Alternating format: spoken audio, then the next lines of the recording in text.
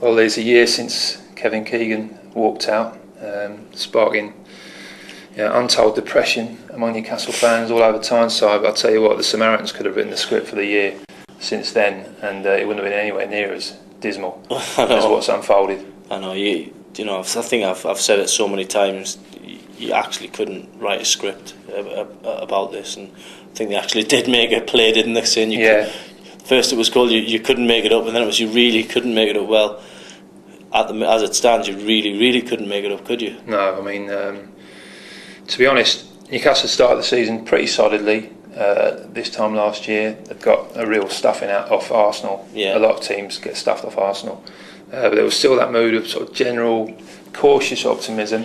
Yeah. Everyone knew that, you know, in reality, there'd been mumblings and rumblings of sort of slight discontent between Keegan and the board going into the summer. But everyone thought, you know, things were just about on an even keel, and with that figurehead there to take things forward, calmer waters lay ahead. What's happened since then? It's just been a catalogue of such sort of catastrophic errors. You almost, if you didn't know better, think that people were doing it deliberately. Yeah. I mean, choosing Dennis Wise over Kevin Keegan in the first place, when Keegan basically said, you know, I want total control. When Mr. Xisco walked in and Mr. Gonzalez walked in. Yeah. And then, having stuck with Wise, you get Joe Kinnear in, which was a massive gamble. I'm not saying that it wasn't the right thing to do at the time. It was crisis management, and Newcastle were in, you know, desperate straits. But since then you've had Kinnear getting ill, and then that huge long period where the club sort of sat on its hands and ended up going cap in hand to Alan Shearer. Far too late for him to actually do anything. Yeah. And ever since then, it's looked doomed. It's been pretty bad. I mean, from the minute, you know, if you can go back and look at the aftermath, I mean, they should have got rid of Dennis Wise in September. It's easy to say now. 12 months ago, Dennis Wise should have went. Had that happened, Keegan would have been happier. He potentially led the team up the table. He might have done a bit of boys on players in January, but you keep the top man happy. Yeah. The top man keeps the fans happy. The fans get behind the team, and that's how it works. Obviously, the management didn't want to do that at that time. They then panicked. Obviously, got Kinnear, as you say. You know, moving on a bit, he became physically incapable to do his job. Yeah. So Alan Shearer came in. You know, they listened to Alan Shearer to get rid of Dennis Wise. Yeah. On April the 1st.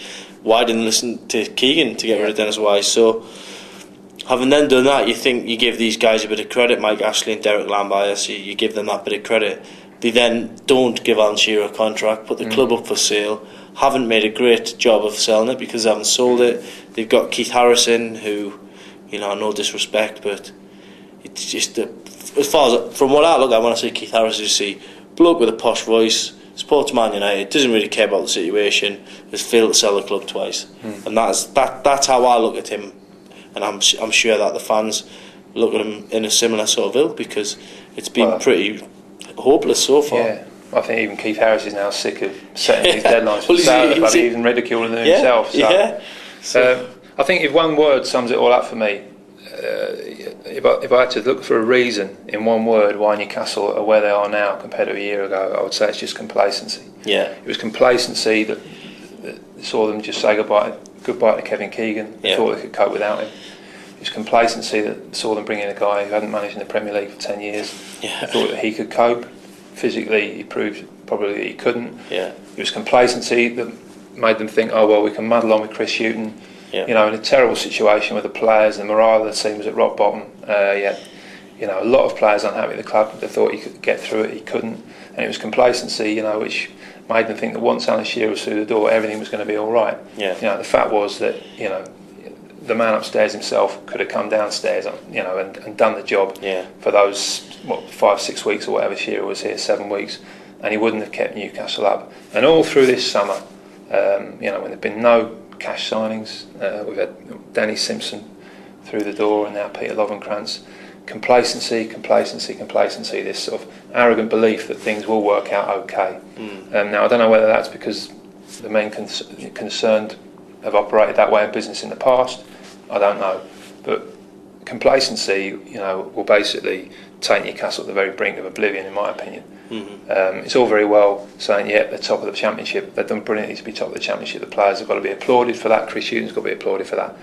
If that situation, in terms of the lack of numbers in that squad, isn't addressed, then Newcastle United, in my opinion, won't get out of the Championship. And if they don't get out of the Championship this season, I can't see them getting out of the Championship next season. Yeah. This is in the belief that now, Mike Ashley looks like he might be staying for one reason or another. Yeah, well, I think they do, from the background, they don't know anything about football, but they seem to know a lot about gambling, and gambling is exactly what they've done. And if they are gambling on Newcastle getting out of this division, then before they actually do go up the road and put their hands up and say they've made mistakes, then who knows? We'll see with that. But you look at Leeds United. Ask Leeds United about what you're saying. Yeah. That first season they got the playoff final, got beat, and then it was all downhill after that. Yeah. It's hard to recover from. It's you know that, I know that. I think the fans know that.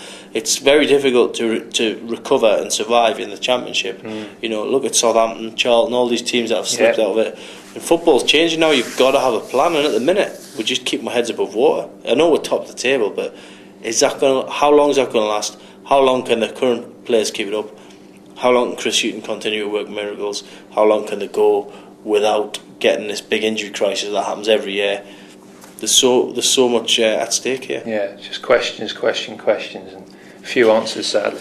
No further forward than last year.